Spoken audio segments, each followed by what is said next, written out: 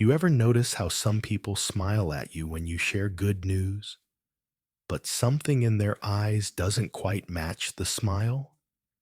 It's almost like they're clapping politely in their mind, but behind that applause, there's a quiet voice whispering, I wish that wasn't them.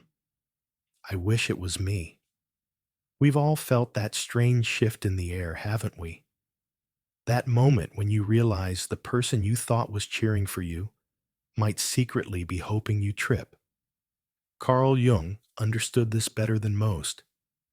He knew that envy isn't just about wanting what someone else has. It's about the hidden parts of ourselves that can't bear to watch someone else rise higher while we stay the same. I remember a story a friend once told me. He had worked for years to start his own business, struggling through sleepless nights, eating cheap takeout, missing weekends with friends. Then, after years of grinding, it finally happened. His business started making real money. The first person he told was one of his closest friends, a guy who had supported him all through the struggle. He expected him to be thrilled. But when he shared the news, the reaction was muted. A quick, that's great, man. And then a change of subject. No questions, no excitement, no celebration. That friendship never felt the same again. It's not that the friend was a bad person. It's that my friend's success had triggered something deep, something that neither of them had the words for. This is exactly what Jung called the shadow. The shadow is the part of our psyche that contains everything we reject about ourselves. Not just the bad things, but the good things we're afraid to own: ambition, creativity, courage. If someone has spent their whole life believing they're not the kind of person who can take risks or chase dreams, then watching you do it forces them to face the part of themselves that could have, but didn't. That's painful. And for some people, that pain turns into quiet resistance. The tricky part is that they won't come out and say, I don't want you to succeed. That would be too obvious. Instead, it's little things. They stop asking how things are going. They change the subject when you talk about your progress.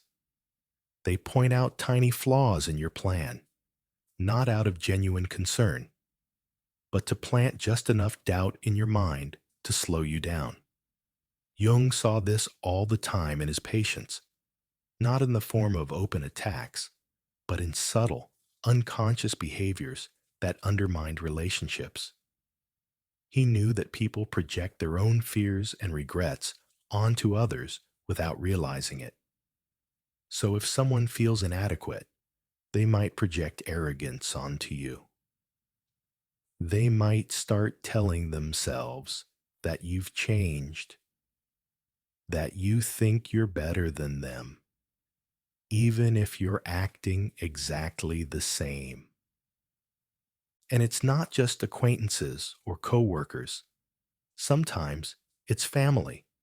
In fact, family can be the hardest because when you grow up in the same environment, there's this unspoken agreement about who everyone is and what's possible. If you break that pattern, if you rise higher than what's considered normal in that circle, it disrupts the balance. It forces people to reconsider their own choices. Jung once wrote about how change in one person forces adaptation in the whole system.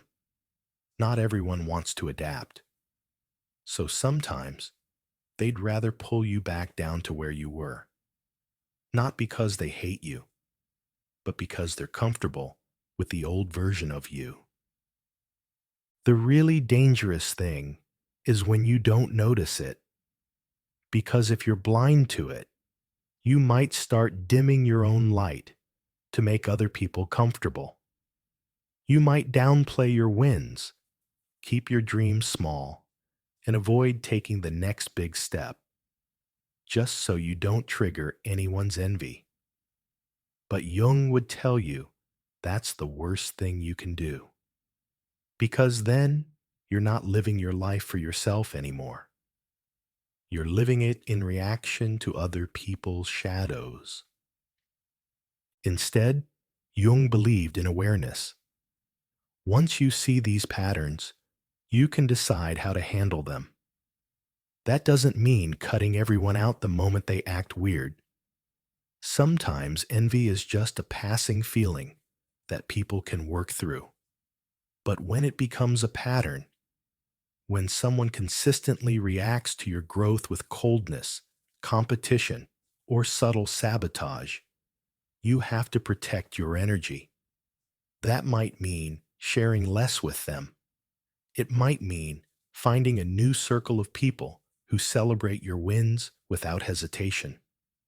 And it definitely means doing your own shadow work so you don't fall into the same trap toward others. Because here's the truth: we're all capable of envy, every one of us. If you see someone doing something you wish you could do, and it stirs something uncomfortable in you, that's your shadow waving hello. Jung wouldn't tell you to feel guilty about that. He'd tell you to get curious. What is that envy trying to show you? Maybe it's pointing toward a part of you that wants to grow. Maybe it's reminding you of a dream you buried years ago. If you can face it instead of hiding it, that energy can actually fuel your own success. And here's the beautiful thing: once you understand how envy works, you stop taking it so personally. You realize that when someone can't celebrate you, it's not really about you. It's about the mirror you're holding up to them. That doesn't make their behavior okay, but it does keep you from letting it poison your path. Jung once said, "The privilege of a lifetime is to become who you truly are." Some people will cheer for that, others will resist it. But your job is not to slow down for the ones who resist. Your job is to keep becoming.